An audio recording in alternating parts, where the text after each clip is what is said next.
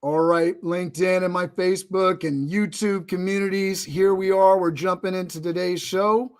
We have Mr. Shawn Nason, and we're going to be talking about putting people first. This is such a big deal in your life, in your business. If you're not putting other people first, it's going to hurt you. And we're going to talk about that today, how important in your business, with your employees, with your customers, putting people first. Shawn Nason brings an incredible amount of experience. He's going to talk about his 4 careers that he's had. Disney Imagineer, man on fire. We'll get into it all. Stay with me. We'll be right back after the Biz Dev Live theme. Biz Dev Live, Biz Dev Live. Weekdays at 11 Eastern Time, live. Biz Dev Live, Biz Dev Live. Weekdays at 11 Eastern Time. Leadership and motivation, empathy and inspiration, Biz Dev Live, Biz Dev Live. Business development, not even selling it. Biz D with C, brought to you by Cameron T. Biz D with C, brought to you by Cameron T. This is business development, not even selling it. This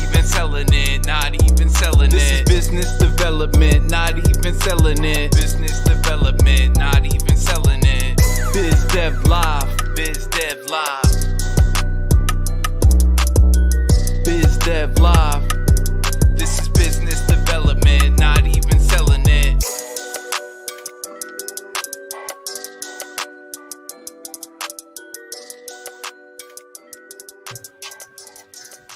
All right, so we're going to get into this. You know the deal. I want you guys to tell me where you're tuning in from.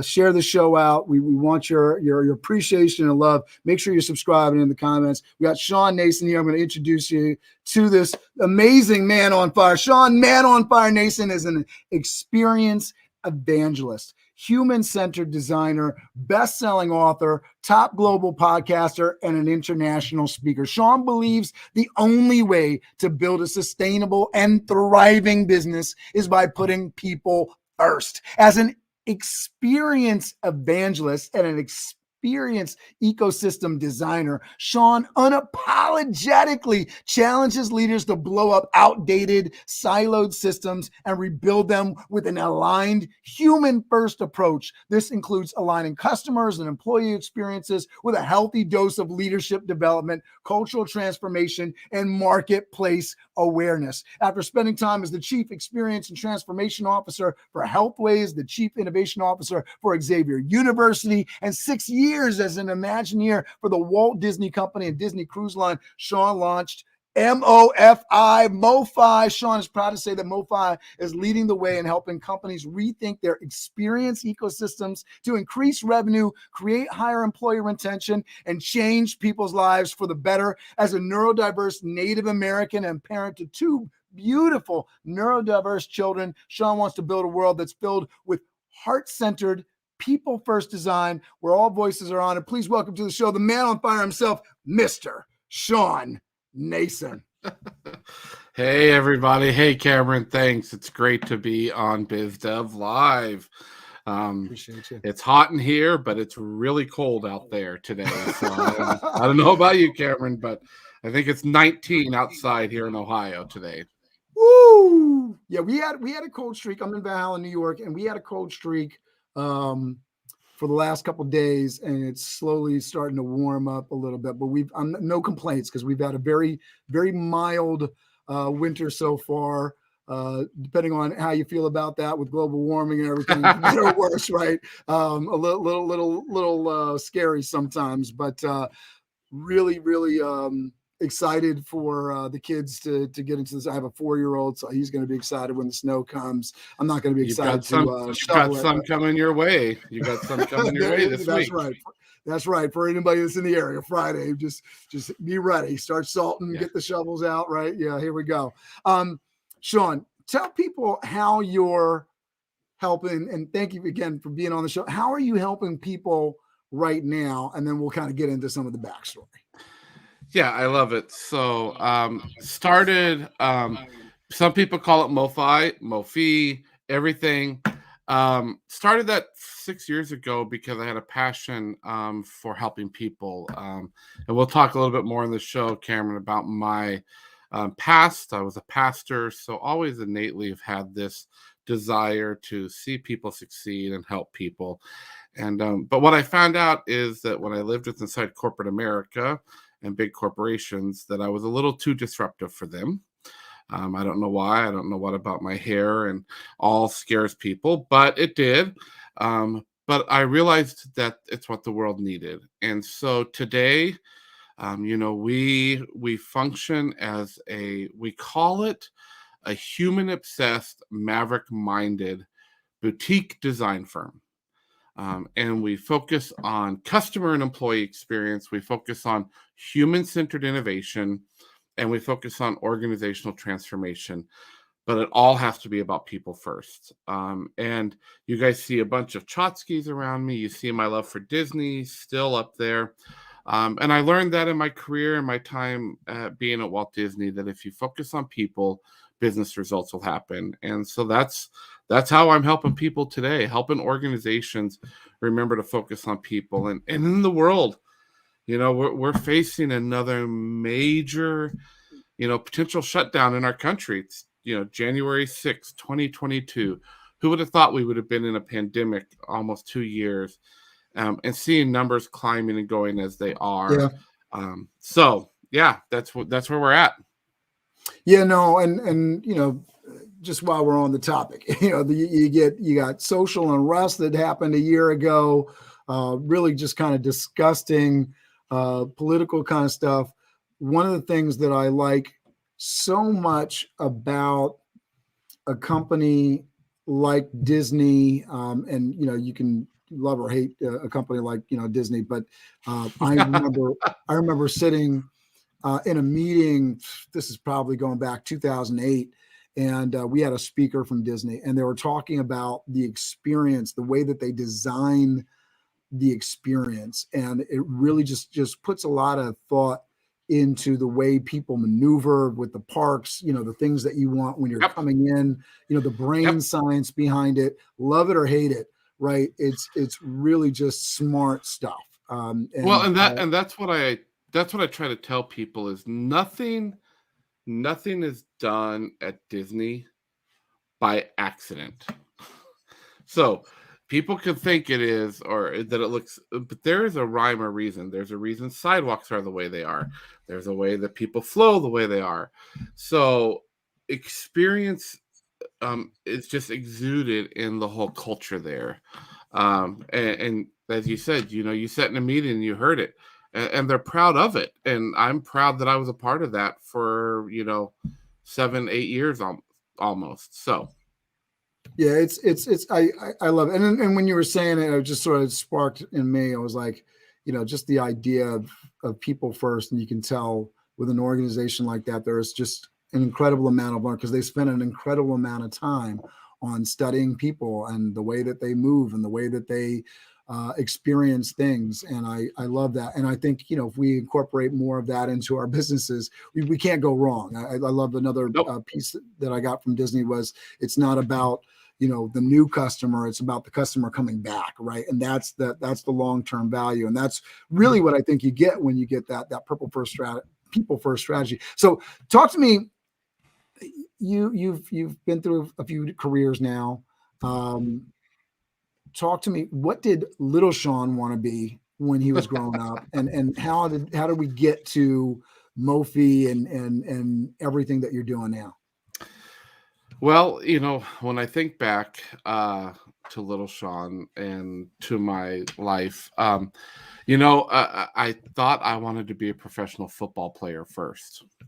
And in 6th grade, that came to a crashing halt. I know it's tragic to think in 6th grade, but I broke my leg and was in a cast for almost 9 months. And during that time, I grew up in a very musical family. I've always been very musically involved. During that time, my brother was a freshman in college at the University of Arizona.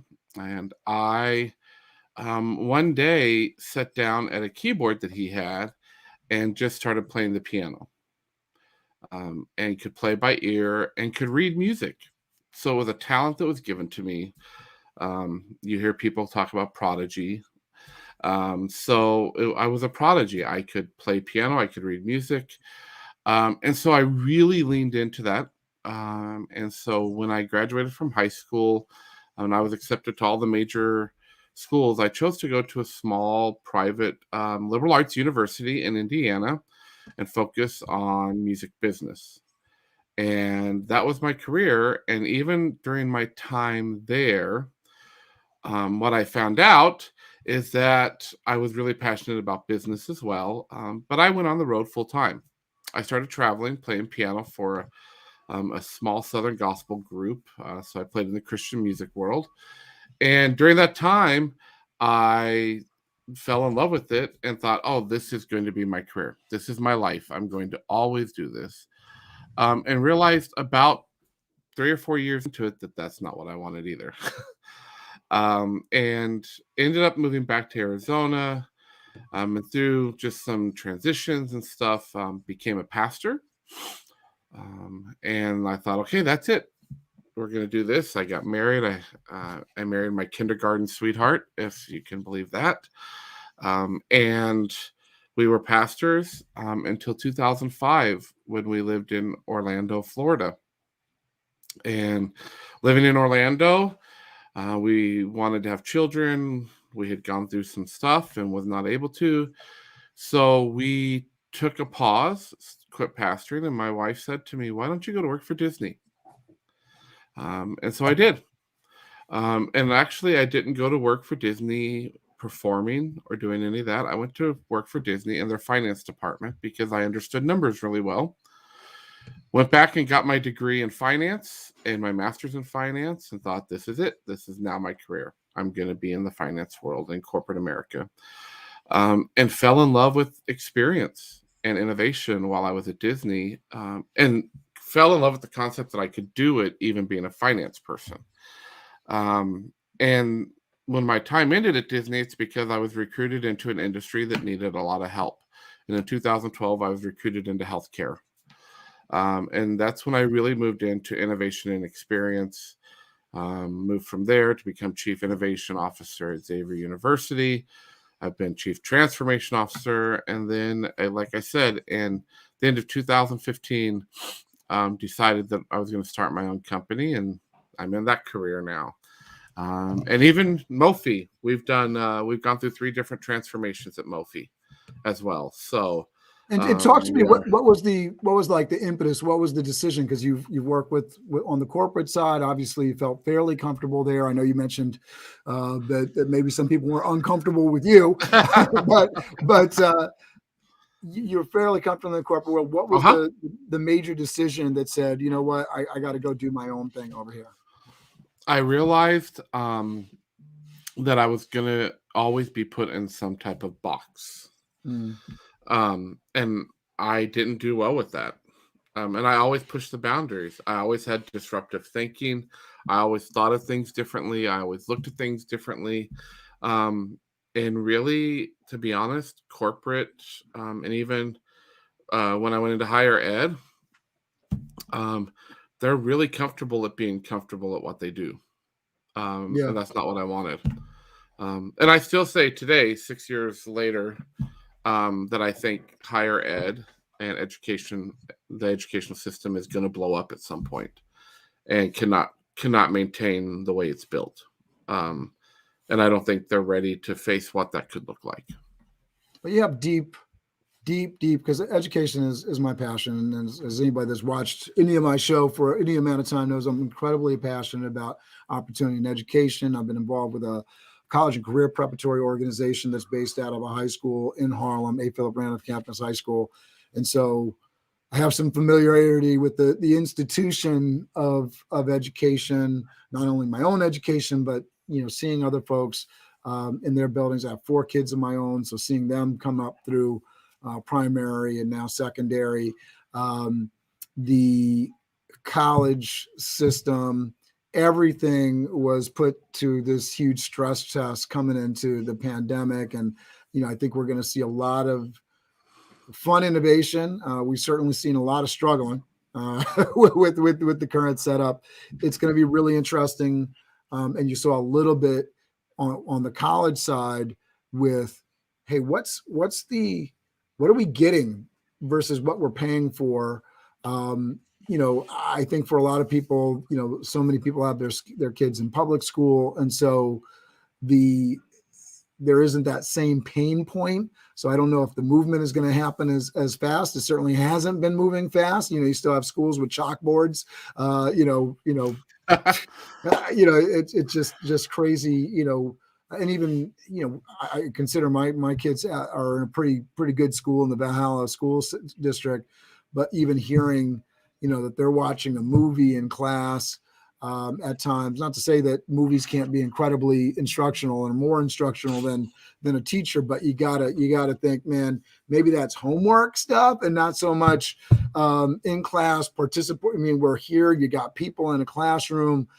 What are you doing? I often talk about taking my kids, and this is something that I think is really important as we get in deeper into the conversation. I want to hear a little bit more about your experience.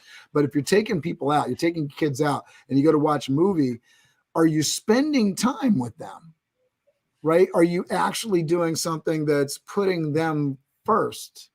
And I think that, all of our lives deserve a little bit of introspection, the activities that we choose to do. I'm not saying don't go out and enjoy a movie. Don't get me wrong. But is it the best use of your time and money with your young developing minds? Again, went out with the kids. We saw, Spider-Man, No Way Home, Yep. had a great time, had a fun time. I'm not saying you can't go out and have a great experience at the movies. But if you're going to that third movie this week, I'm thinking maybe there's some ways that you can shape and develop minds a little bit better. And I think to your point with the school systems, you got to look at that. Go ahead. Well, and I think I think it comes back to Cameron, like people. We can no longer just look at, and this is again putting people first. This is an entrepreneurship. I have a 13-year-old daughter. Amazing. She is diagnosed with ADHD, so a typical classroom setting doesn't always work for her, right? And I don't know about where you're at, but the school district we live in Southeast Ohio, it's all about college. And everything's set up to, you've got to go to college. You've got to go to college. Well, I hope at some point somebody realizes that not every child in America is going to go to college. And how do we start prepping them in primary and secondary, high school, in to be able to move into life? And I'm happy to see that these vocations are coming back, and the vocational schools are coming back, and that we're starting to focus on not a one size fit all in education, but it's just moving really slow. And our higher ed institutes are even the worst at it right now, in my opinion. So let me go back to your personal experience and your personal story, because this is, I think it's really interesting to tie this together, put a exclamation point on, the knowledge that we have to share. In terms of your own education, what would you have preferred that people were showing you early on? Because, this is a show about entrepreneurship. And I know for me personally, I would have loved to see, you said you're good with numbers. I would have loved to see more of my education incorporate so many of the things that I use on a daily basis that I really wasn't taught in school. Not necessarily entrepreneurial skills, but they're things that as an entrepreneur, absolutely necessary. And then as a business person, right, you're going to go out and you're going to provide services, some of the soft skills, some of the hard skills with people management and putting yourself in a position of leadership. What would you have liked to see in your education that was lacking? Well, so what's interesting for me is remember this, that when I was in high school, junior high and high school, I was really focused on music. And I knew I was not an academic, scholar. I was not going to be that. I graduated, I think, 91st in my class of 300. But I knew I was really talented at music. And so I really leaned into that. And that's so for me, my high school experience was really great. I didn't take an AP class.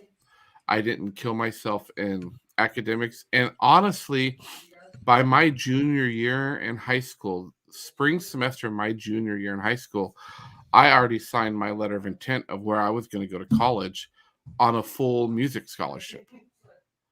And so I was getting what I needed, but I saw many friends stressing about, having to get these amazing, and I'm not against education. It may sound like it, but I'm not, but they were stressing out to keep straight A's. And then when I went to college, my best friend, I remember watching him. He was on a presidential academic scholarship. And I think he had to keep like a 3.75 in college. And watching him stress and not get to enjoy life and learn things about life. Well, I had a music scholarship, and guess what? I had to keep a 3.0. And the reality of it is, in most careers when you graduate from college, I don't know about you, Cameron. I know for me, I never once got asked in an interview when I went into the business world, what was your GPA on your bachelor's degree?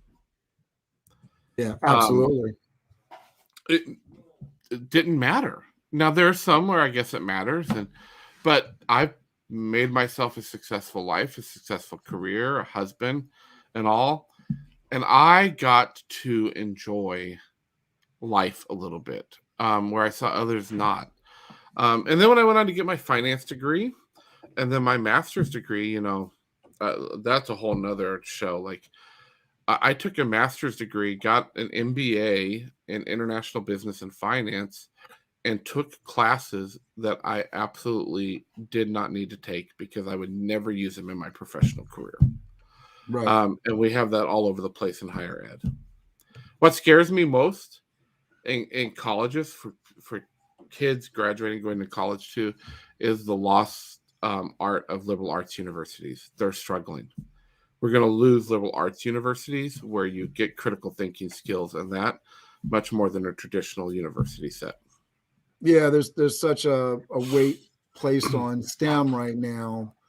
And I know we've been, in the college and career preparatory program for lots of different reasons, but primarily the top two reasons that we sort of focus on liberal arts, top liberal arts schools, if they got better, we can get their grades better, to apply to some of the more affluent schools. And there's a whole piece about getting into a school because there's a lot of, and Gary B talks about this a lot. And I think he gets some flack and maybe people are like, well, what are you talking about? Or maybe they're too gung ho and they're like, oh yeah, no college, right?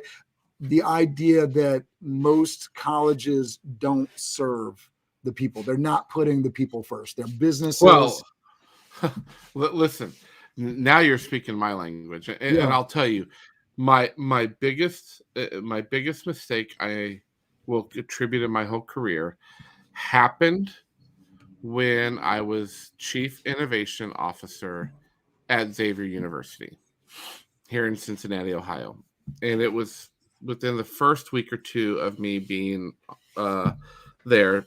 Someone stood up and asked me, Shawn, what's the one thing you would do to innovate and bring innovation to higher ed? And my answer, without even thinking, Cameron, was I would do away with tenure. Mm. And listen, and right away there, you're riling some major 85 to 90% of the people in the room were already ready to shoot me, kill me, throw me out, put me in, because they were all tenured. Well, listen, at some point, universities are going to have to start looking at students and as parents who pay as customers and consumers. And we can no longer do the one size fits all. And their answer has been not to change the educational programs near as much as building more elaborate buildings. When I was at Xavier, we had just opened up a new student life center dorm, and I'm like, holy cow. When I went to college at my small liberal arts university, there were 36 of us guys on my end of the dorm floor that shared 2 showers. What do you mean you get your own private bathroom?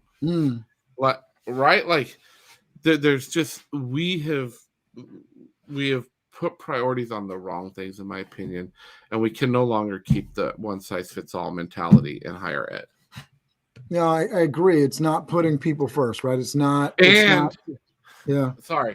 And the answer is not to offer a degree in entrepreneurship either. What would that be? That would be a very interesting. They have it now. There are universities that you can get a bachelor's degree in entrepreneurship.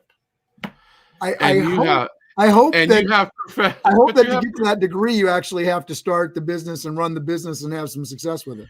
No, and you have professors teaching entrepreneurship that have never been entrepreneurs. Yeah, I mean that kind of riffs on a old school sort of stereotype of professors and teachers that teach, but they can't teach what they can't do. Teach, but don't do. It's so many different ways. I'll give you a prime example of that. Prime example. And if he ever hears this, Dr. Clay Singleton was his name. It was in my MBA program, and we were sitting in a capital finance class. At that moment, within Walt Disney and my role at Imaginarian, I did capital finance. I controlled capital money for projects. And he started to teach this elaborate model of capital finance. And I just raised my hand and I simply said, Dr. Singleton, this is not to disrespect you, but can you tell me, have you ever worked in corporate America and used this model in capital finance? And he said, well, no, Shawn, I have been in higher ed my whole life. I got my bachelor's degree, my master's degree, when I got my doctorate, and I've taught my whole life. I said, well, I hate to tell you, but this model that you're teaching is not practical and is not the way capital finance is done in corporate America. What do you say to that? Well, needless to say, that week I was in the dean's office. And I was a grown adult, but I got sent to the dean's office. That's crazy. To say, you can't say that. And I said, well, you're charging me a lot of money for this MBA program, and you have someone teaching me something that is not useful. And there are people in this class that are not finance people that look to that's the way things are done, and it's not. So really, you're doing the injustice, and you should really give us our money back. And let me say 2 points here, because I think this is something that's incredibly important. The idea, and I find myself in those conversations with my students, because I say, listen, these teachers that you have in high school and middle school and primary, these are gatekeepers, right? So it's not a question if they're doing the right thing, the wrong thing. It's what you can do to get through the gate. And I explain that to my kids. I lay out that reality. Obviously, if there's something going on in the class, I want to be your advocate. I want you to advocate for yourself. I want you to advocate for your education. But these are gatekeepers. So you can't go to them and you can't say, because we're in public school and they're in a school that they're going to be in for a while to come. We don't want to sabotage these relationships. But where does that stop? At college, where you're paying for the education, at master's school, when you're on, like, where does that stop? And so that piece of it, I find it crazy. Like, where do we have an outlet? Where's the outlet to say, hey, this is something that doesn't work for me? Whether it's education that's just in the example that you're using, you're sitting there in a job with capital money and they're teaching a system that you're just not seeing in your workplace at all. It doesn't seem practical at all. Where's your spot to self-advocate for yourself and for the folks around you, right? Because that's not putting people first. But the thing I also want to bring up, because I love this and I've talked about this on the show quite a bit, And I want to hit it because this is a major entrepreneurial thing, and I'm sure you're dealing with it with Mofi. The idea that you need to have money in your business for capital growth, right? And so you're doing this stuff, and I want to just sort of swivel here because I think this is so important. I don't know if there's anything that you learned in particular about Disney. I don't know what you're doing right now with Mofi, but can you just talk a little bit about it? So obviously you're in a place to talk about it, the importance of capital in your business. Well, listen, first off, you shouldn't be an entrepreneur if you're not a risk taker. That's just my philosophy. Because there's going to be good days and there's going to be bad days. There's going to be really great days and there's going to be really bad days. We're seeing it today, right? Small businesses are suffering. We took a hit. We were a group of 25 people. We're down to 4 through this pandemic. If it would not have been for the fact that I had put some money in the storehouse, it would be much different even today. And we're still struggling. No one thought, right, Cameron? No one thought that we would be in January of 2022 facing the pandemic and facing it at worse numbers than we ever have. No. So you're an entrepreneur. I'm an entrepreneur. There's not a night that I don't lay my head down on the pillow and go, how are we going to make money tomorrow? Yeah. I believe in capital and I believe in saving and I believe in the storehouse, but I don't know about you. And this is just full transparency. And I wrote about this with some friends of ours in my book, Be Transparent as Leaders. I have to think now every day, every week, how are we going to make money? Because it's literally, we had a major corporate event that we were supposed to do in 2 weeks in the state of Alabama, who just came to us and said, we have to cancel and push it back until March because of the pandemic. And we do, and I didn't say this up front, we do a ton of work in healthcare at Mofi. And so who's being hit again the hardest? What people are being hit again the hardest? Healthcare workers. Yeah. And, you know, as much as, and this is what's sad to me, when experience matters the most.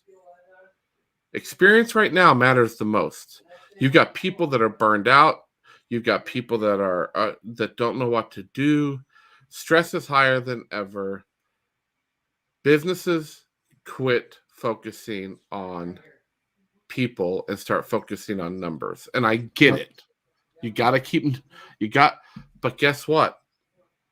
Your people, I don't know if you saw earlier this week, 2.5 million people left their jobs in November.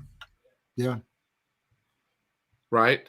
Now, that's a shift because a lot of those people, a lot of those jobs are the service industry, which I don't know about you too. And we see it happening here and it's bad. You know, the service industry has taken a hit, and I have a heart. First off, we're a service industry company. We provide services, but I was a waiter once too. This huge shift is happening because organizations aren't thinking about people. I think we're going to see the great rise of entrepreneurs and people starting businesses again right now. But have they been taught how to start a business? Were you taught in college how to be an entrepreneur? It's a scary time right now, in my opinion. No, I think it's incredibly important. And I was bringing up the point about capital because I think the idea that whether it's whatever the next pandemic is, whatever the next major thing, and to think that, you know, I've talked about this on the show before, but the idea that you think, oh, you know, I'll take my chance. There's going to be something, right? In 2001, we had planes crash into the World Trade Center, and nationally, I think we were affected, but especially businesses in New York.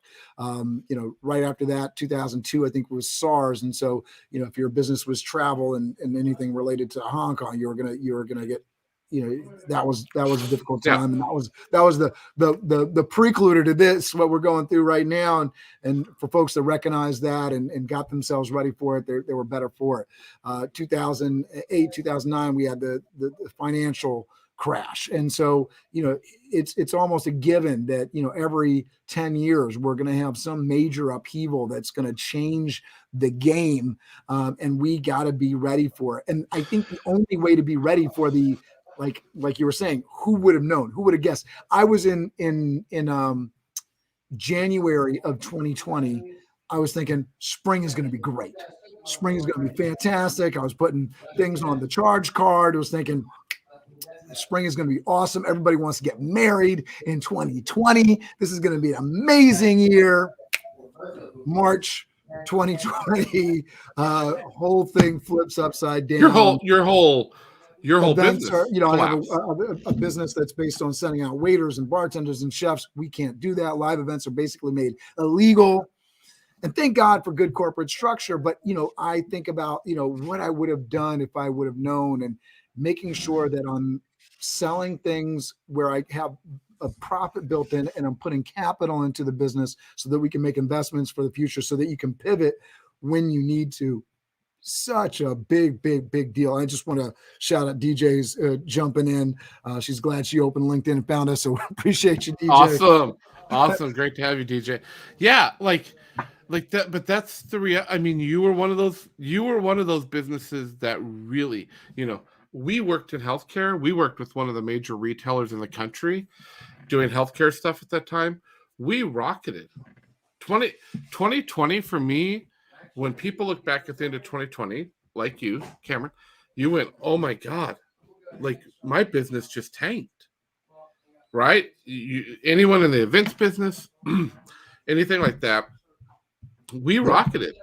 Guess when my tank was? 2021. Really? Yeah. My tank happened in 2021 because we were still in the middle. This is not a political thing at all when I say this, but I think people thought when we saw the change of administration happen in January of 2021 that, okay, the pandemic's going to go away. Yeah. Guess what? We're in January 2022 and the pandemic's still here. We have not changed. And I wrote a book during all of this boredom in 2020 and 2021. I wrote a book called Kiss Your Dragons with two very dear friends of mine, Michael Harbour and Robin Glasgow. And it's a conversational book. And we share about heart sets and mindsets and how they collide together. We still, as a country, have not changed our mindset around this pandemic. And we're still suffering from it. And so what does Kiss Your Dragons mean? What does Kiss Your Dragons? What is that? Lean into the things that you fear the most. Mm. So it's a metaphor off of, if you've ever watched the movie How to Train Your Dragon. And let me tell you, this movie, Hiccup and Toothless. Hiccup's a 15-year-old boy. Toothless is the dragon. So let's step back and have this conversation around this, Cameron, right? Like, we as a society were trained one way. Let's just say up to 2020, we've had a mindset. So you take this How to Train Your Dragon, and you have kids. I'm sure you've watched the movie How to Train Absolutely. Your Dragon. And I'm just surprised that you're even allowed to it, that Disney hasn't come and just kind of pulled you out because it's it's a DreamWorks movie. So what's going on here? Yeah. So they work in a society where Hiccup was taught that you hate dragons. Yeah. The day that he was confronted with a dragon, he was told to kill that dragon, and he couldn't do it. What did he do? He leaned into his fear. He trained that dragon. He became best friends with that dragon. And ultimately, if you watch all the movies, he changed the society. Yeah. And dragons became part of their society. What if we did that in America? What if we did that globally today? And so that's what this book was about. We talk about mindsets a lot, but we never talk about heart sets in the world. And I preach, this goes back to my experience world that I love, my pastor world that I love. I preach a simple 3-point sermon in the book. And my co-authors joke about it. That my 3-point sermon is this, and this is why it's people first for me, is you have to build relationships as leaders. As leaders in companies, whether a small business or a mega corporation, you have to build relationships with your people. Second, you have to be transparent. Let people know. When we went through the struggle in 2021 as a company, I was very transparent. And I told people, I'll keep you as long as I can. And then when I have to make decisions, I have to make decisions. And the third one, and to me is the most important one, is you have to love people. How can you be a leader? How can you own a business if you don't love people? And that's not meaning you have to be extroverted or introverted, but you have to love people. And we teach a whole concept in the book, Cameron, about radical relationships, and the difference between a tribe and a swarm, because we hear a lot in the world of entrepreneurship. Oh, this is my tribe. Well, I don't necessarily want to surround myself with people that look like me, dress like me, talk like me, and are like me. I want to be around people that challenge me, and that's the difference. In a swarm, a dragon swarm, they're all different sizes, they're all different colors, they all have a role to make that swarm move. That's what I want to surround myself with. We can talk that it's really easy, but I'm going to challenge you that it's really, really hard to do, because you don't always want to hear what people have to say. And that's why we are where we are today. I mean, I totally had forgot, here we are. Today's 1-year anniversary when the capital of our United States got stormed. Yeah, and I think it's incredible that people have a sort of, you can talk about, and DJ's that's the mentality I love. She says, Shawn, is that fire in your hair? Truly incredible approach to life. Thanks, DJ. So, you hit this major talking point that we want to get through is, as leaders, be transparent, build relationships, and love people. I think, that all sounds good, but I think the second point, right? Because I love, and have you read The Go-Giver by Bob Berg? Absolutely. And a matter of fact, the 6th season of my podcast, the Combustion Chronicles, launches next week, and Bob is the 3rd or 4th episode in this next season. Absolutely. So he's awesome. It was here on my desk, but we're having construction done in our house right now. Yeah, I have it here. I can show it off. The point of me bringing up the book, though, was I think one of the things that really affected me about the book is because there's a lot of people that are like, give. And as an entrepreneur, right, and you said it before, every day I'm waking up, I'm trying to figure out how to make money. Not because only I want to keep my business alive, but now I got people that are dependent upon these checks and the resources that this business provides. And so the Go-Giver put things in a framework for me that I really enjoyed, because it was saying, yes, you want to be giving. And the reason behind giving is you do get this stuff, but it was putting it in a financial way that I really, really just love, because it wasn't saying give without, some sort of approach. It's saying help people and do things in a way that really benefit the people that you're working with, to create these relationships and to see these opportunities. And a big eye-opening moment of the book for me was being open not only to people, but the opportunity to seize the moment. So if you're opening your mind to these things, you're putting people first, you then have this like superpower now where you can go in and see the opportunity and develop the opportunities because you're that much more aware, where the person that's focused on them, that opportunity is just walking by because they're not focused on people and what they need and how to serve them, but you are. And I love that. Well, So and listen, people will say, just want to set you up here. You're saying put your people first and the business results will come. So jump off all that. yeah. So, and people will tell me up front, Cameron, you're too much of a giver. You focus too much on people. Listen, not only am I a financial giver, but I am a giver of my life. That's a pastor's heart. So if you know anything about pastors put people first, probably many times over their self, which is not always good. But put people first, and the business results will come. Listen, I have an incredible core team that is wicked smart, that keeps the business going. My job is to try to just keep them motivated, meeting their needs and what they need, and provide an environment that they can thrive. What Disney does brilliantly, what Walt Disney did brilliantly, and the culture, and I really attribute, they talk about Disney and it was Walt, but I'm going to even attribute most of this big cultural stuff to a gentleman that we had on our podcast last season, Lee Cockrell. Is put people first, give them the tools they need, surround them with the skills they need, and the environment they need to learn, and they will take care of your business. So when I was at Disney, I had so many educational opportunities. I knew in finance what I needed to do to become the next level and to be promoted to the next level.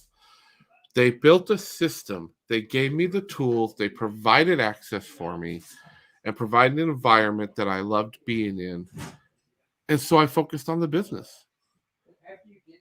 Why don't we just do that? Why do we make it so complicated? That's what I still don't get. Yeah, I agree. And so what are you sort of recommending to people that, they're jumping into entrepreneurship or in their middle of their journey and they're not necessarily getting this people first approach? What are some things that they can do on a daily basis to really show and really get the benefits from putting people first? First off, if it's not your natural thing, find yourself a mentor, a coach, somebody that can help lead you and guide you down that path. The other big thing I tell people, and this was something a mentor told me years ago, and that's what he has done: hire people that are smarter than you. I'm a big idea guy. I can come up with big ideas, Cameron, but I suck at executing. So know your strengths, know your weaknesses, and make sure you have those gaps filled. I could come up with the big ideas, but if it wasn't for Michael and Beth on my team today, nothing would ever get executed, but we would have a shitload of great ideas. I love that. I love that. And let me say this too, because this is something that you hear time and time again, right? And so a good way to know that you're not people focused is when there's a person that you're working with and you're threatened by them because you're going to feel like you're going to be unnecessary in the business. You want that. You absolutely want there not to be a need. Yes. You have somebody that's working underneath you. You want them to come up and take your role so you can move up to the next thing, right? The rising tide lifts all boats. And yeah, go ahead. One of the things that I tell people when they work with Mophie is, if we are still in your company doing the same thing that we started doing 2 years from now, fire us. Because we've not equipped you with what you needed to be successful. Now we have a partner of ours. We've been there going on our 4th year right now. But we have done so many different things for them in that 4 years. As leaders, if you're not moving and you're not, well, first off, let me say this. Leaders, get out of the weeds. Get out of the day-to-day. If you have to be in the day-to-day, then you don't have the right people hired. I don't know what happens for Mophie most of the time if it wasn't for Michael and Beth. Because I get out of the day-to-day. They make sure that everything gets met, right? My job is to cast vision and to figure out where's the next dollar coming from, where's the next turn we have to make to make this happen. And I love it. And I'd say the tough love, right? The tough love piece of it is if you have a business and you've been in it a long time, and the business doesn't operate without you going away, you don't have a business. You have a job. Yep. Yeah, I love it. Yeah, love it. That's the tough love. That's the tough love read. All right, so let's get into this final talking point here. Experience cannot be a check the box initiative. It must be an organizational mindset. What do you mean by that? If you go out right now, we're on LinkedIn Live. If you go out on LinkedIn and you type in, customer experience, whatever, there are hundreds of jobs. Everyone's hiring experienced people right now. Experience, though, is not about hiring somebody and checking the box that you've done that. It is an organizational, Disney is the way that it is. I'm going to ask you a question here because I think this might highlight it. So you're saying to me, if I have a problem in my company with diversity and inclusion, I can't just go out and hire a diversity and inclusion director and suddenly be diverse and inclusive? Well, listen, we actually wrote a paper about that last year or in 2020 around blowing up diversity and inclusion. It's the same exact concept. Exactly, Cameron. Oh, we have a chief diversity officer now. Yes, but 99.9% of your company is still white males. That's a little exaggerant, but that's same concept, right? That's what you're saying. Same thing. We have an issue with our experience, whether it be associate experience and we talk about this concept, and I'm in the process of writing a new book called The Experience Ecosystem. Because we talk about it as an ecosystem. It's what Disney does brilliantly, but they don't even call it that. You have your employee experience, your vendor experience, your customer experience, your digital experience, your supply chain experience. Everything experience or touch point that could potentially meet a guest, a customer, all is part of this ecosystem. And it has to be looked at as an organizational mindset, not just and we see in companies now that we work with, HR owns employee experience. Oh, we've hired a chief experience officer, but they really don't own anything.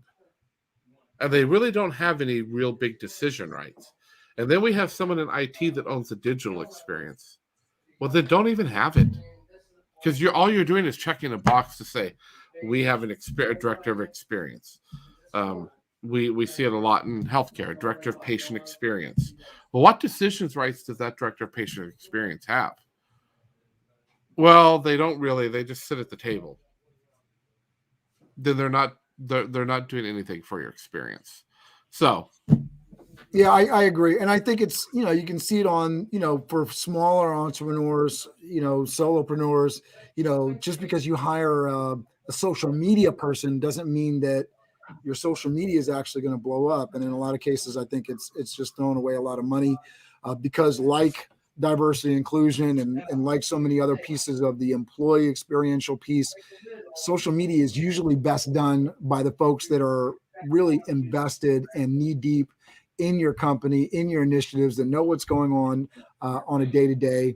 If you have to have an outside person kind of ask a question or ask a series of questions to even figure out what's going on, what are initiatives that are coming up, what do you want to do down the road, that's troublesome, that's challenging, and that's not where you want your team to be. So even if you're hiring outside people, you got to find a way to bring in the weekly meeting get people, back channeling with folks so that things are immediate and in play. I love that going across diversity. I love social media, whatever your initiative is, that it's integrated into the experience of the everyday. Yep. And you're talking to someone who has had that exact pain point, even with social media. We now control social media inside. We also understood that our experience, that social media, we couldn't be on all platforms. We couldn't effectively be on all platforms. So we chose LinkedIn right now. We still do stuff on the other ones, but we are honed in on LinkedIn because that's where our audience is. So, yeah, I think the biggest deal for folks that are really trying to go down that social media path, and then I'll let you close us out here, Shawn, because I'm seeing it and I'm trying to figure it out more and more every day, is getting really comfortable. You have your home base, right? You have your spot that you are really comfortable. You're building those relationships, and then you're taking those same media efforts, and you've systemized and automated as much as possible, putting them into these other places so that people can find you and funnel to your happy place. It might be your website, it might be LinkedIn, it might be a Facebook group page, it might be TikTok, because that's where you're really blowing up. I'm going to interview a lady that's got 4.2 million people following her on TikTok, and she went from 9,000 in March of 2020, something like that, to 4.2 million now, just in the course of a couple of years, and has built a business off of it. So she's got not very much following on LinkedIn, and she's got a ton of following on TikTok and Instagram. So I think everybody's got a different space, and you put that out well. Your space may be LinkedIn, and so focus on that. Find your comfort place, find your happy place, and focus there, and then distribute the content to other places. So she's taking that same content that lives on TikTok, and I think it's really smart too, because we don't know that LinkedIn is necessarily going to be around tomorrow. We don't know in LinkedIn. We don't know what's going to happen. So making sure that you own your content and are putting it in different places is a really smart capital strategy for your content, because your content is money in the bank. It may not always seem like it, but that content, especially when it's humorous, informational, educational, has some sensibility to it. It's something that it's a head and tails above the other 90+% of the population that isn't. It could seem like there's a lot coming at us, but if you're putting out content, your heads and tails above so many other people. Shawn, close us out here. And I didn't get to everything that I wanted to talk to you about today, but I know you had a couple of books that you might want to recommend. One, we want to talk about Kiss Your Dragons, right? So go out there and it's not competitors, it's collaborators, right? Kiss Your Dragons. That's right. And then you were talking about the Spare Room, which I'm not even familiar with. So I'd love to hear about the Spare Room, and then let people know where they can find you and how they can hook up with you and participate in your world. So the Spare Room, I'm reading it again right now by an amazing lady, Emily Chang. She is on LinkedIn. We had her on an episode in season 5 of the podcast, The Combustion Chronicles. Just talks about it's a whole mindset of giving in a different way, and it's really hard to explain it. More than this, it's defining your social legacy. What's your legacy going to be? And so I recommend this. It's a great read for everybody. To find me, pretty simple, shawnnason.com. So SHAWNNASON.com, or Mofi, MOFI.co. That's the company. You can find me on LinkedIn, as well as on the other social platforms they are called Man on Fire Social, on Instagram, on Twitter, on Facebook, even on TikTok. It's out there. So thanks, Cameron, for having me. I wanted to show off the podcast, The Combustion Chronicles, with Shawn Nason. So we check that out. And then also you can check out the website, Yep. mofi.co. Check out ShawnNason.com. Shawn, thanks for doing this with me today. Thank you for the audience for being here. Let us know what you thought about it in the comments. If you're watching this on replay, on YouTube, on LinkedIn, let us know. If you got questions. I know all my guests are usually so happy to connect. Get in there, connect with them on LinkedIn, get at it, take action. The truth, the proof is in the follow-up. Get it. Shawn, close us out here. Thank you, everybody. Thank you, Cameron. And yeah, remember, put people first in everything that you do and everything that you say. So thank you, everyone, and we will see you soon. All right, Shawn, hold on for me. Biz Dev Live, Biz Dev Live. Weekdays at 11 Eastern Time, live. Biz Dev Live, Biz Dev Live. Weekdays at 11 Eastern Time. Leadership and motivation, empathy and inspiration, Biz Dev Live, Biz Dev Live. Business development, not even selling it. Biz D with C, brought to you by Cameron T. Biz D with C, brought to you by Cameron T. This is business development, not even selling it. This is business development, not even selling it. Biz Dev Live, Biz Dev Live.